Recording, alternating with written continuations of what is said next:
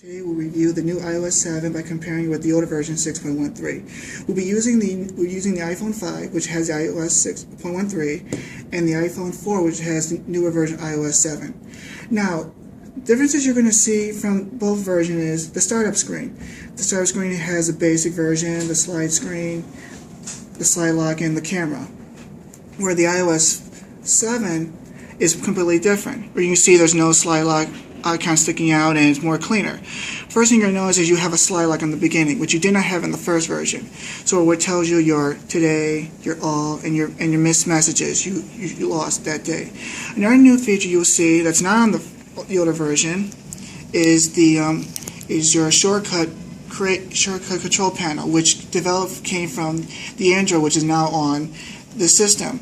And the only way this was on here was before it was the jailbreak, but now it comes standard on this system. So you have your internet options, your camera, and your video, and your audio.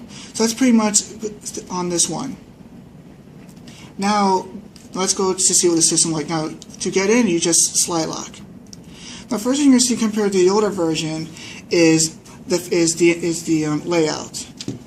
Whereas you see from the older version, it's more 3D-ish, it's more clutter. But here it's more flat, more cleaner as it is. Now one of the things they changed was how to close your apps. So to do this one, you just tap it twice, and it just lays it out for you to see what you want open and close, which is very good to see what you want open and close in case you're working on something and you don't want to ruin anything. So a way to close it, you just flip and flip. That's how you basically do it. With the older version, you will just double tap the version, you will hold it, and you just close. Pretty much that's basically what it is. Another version they changed, which is very good, is how many things you can put in a group. So for example, you can move things around.